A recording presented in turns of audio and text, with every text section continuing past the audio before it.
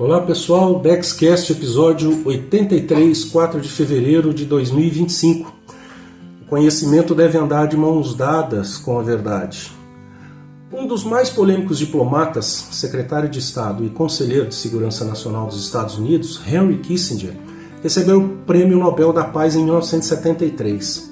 Apesar da premiação, Kissinger não tinha apreço algum pelos direitos humanos e foi autor de um relatório secreto que pensava que era necessária uma drástica redução populacional nos países menos desenvolvidos, o Memorando 200 de Estudo de Segurança Nacional.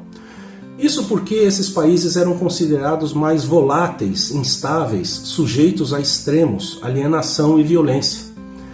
Tais fatores poderiam comprometer a economia dos Estados Unidos, que exigiria grandes e crescentes quantidades de minerais, dentre outras riquezas que esses países poderiam fornecer.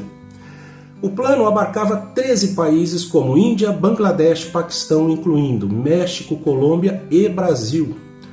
Para esse controle populacional, o relatório defendia medidas como contracepção, políticas abortivas, e dava como preferência em sua execução utilizar estrategicamente a produção de alimentos como ferramenta ou arma de controle social. Estrategista por excelência não é propósito aqui discutir a figura de Kissinger, mas acima de tudo, pensar se temos autoridades capazes desse tipo de discussão e poder de influência, bem como se o povo saberia com quem e como estaríamos lidando numa situação diplomática deste porte. Será que essas políticas vêm sendo aplicadas e continuam em pleno vapor? Entre tantas coisas por trás de uma informação como essa, pode-se destacar o elevado nível de inversão de valores, bem como um objetivo maior, o controle absoluto do poder. E como o fazem? Fundamentalmente, mantendo o povo muito, mas muito distante do conhecimento e da verdade. Se todos pudessem se dedicar um tempo mínimo de reflexão, seria o suficiente para se entender inúmeras farsas por trás de uma situação como essa. A inversão de valores está aí. Como pode uma autoridade como essa deter um prêmio mundial pela paz com planos de controlar populações inteiras propondo métodos como esses citados? Basta conhecer sobre o Holodomor, que é uma palavra em ucraniano que significa deixar morrer de fome ou morrer de inanição. Tal atrocidade se deu com as políticas econômicas de Joseph Stalin, o revolucionário comunista da União Soviética, que tentou implantar a coletivização dos campos agrícolas em meados de 1927-28 na região que compreendia a Ucrânia e o Cazaquistão. A Ucrânia é o país que mais resistiu. Entre 1931 e 1933 estipula-se em torno de 5 milhões de mortes em cidades e no campo. Os que não cumpriam as medidas eram levados para trabalhos forçados e por lá morriam. Estima-se aí um número acima de 14 milhões de pessoas. Só para arrematar, temos atualmente um presidente e um ministro da Justiça que afirmam ter orgulho de ser comunista. Coincidência ou não, o agronegócio brasileiro vem enfrentando algum tipo de problema dessa natureza hoje? Mas voltando à inversão de valores e dominação que havíamos falado, vale lembrar o escritor Humberto Eco, que afirma que quem controla os meios de comunicação controla o mundo. Basta ver a indústria da comunicação e do entretenimento. Assistimos hoje os instrumentos de comunicação controlar as palavras em todos os veículos, jornais, televisões, cinemas e mídias digitais.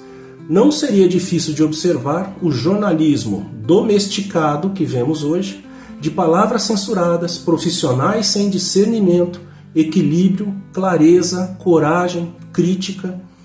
O entretenimento via artistas de toda a ordem trabalhando no sentido de determinar novos comportamentos, culturas, como estilos, roupas, linguagens, aparências, etc., e hábitos.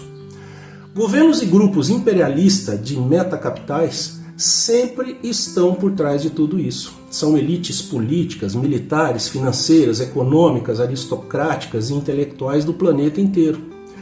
Não por acaso esses indivíduos também controlam os grandes veículos de comunicação no mundo. O controle da imprensa é perigosíssimo, afinal ela pode transformar uma democracia numa ditadura. O nazismo que o diga, com Goebbels e sua filosofia, Abre aspas. Uma mentira repetida 1000 vezes se torna verdade, fecha aspas. Pois é, ele foi ministro da Educação Pública e da Propaganda do Partido Nazista. Só o conhecimento pode mostrar que, seja lá qual for a força e poder que possua uma mentira repetida, esta jamais se tornará verdade. Temos esse tipo de problemas aqui atualmente? Está cada vez mais complicado entender a essência das coisas, como distinguir a verdade da mentira, a realidade da aparência, a distorção do correto.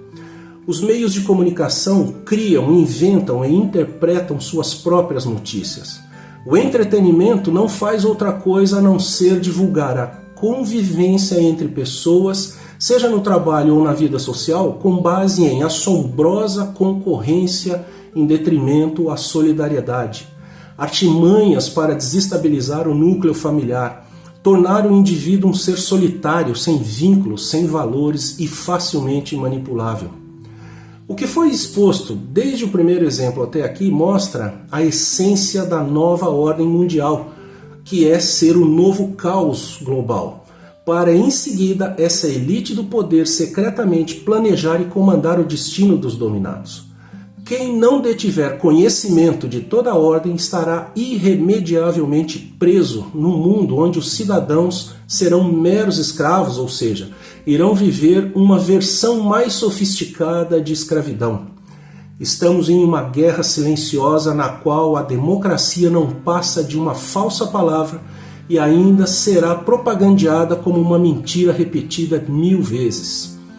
Estamos vivenciando um sistema planejado de modo ardil e bem aparelhado para que se apoderem do seu espírito, alma e livre-arbítrio.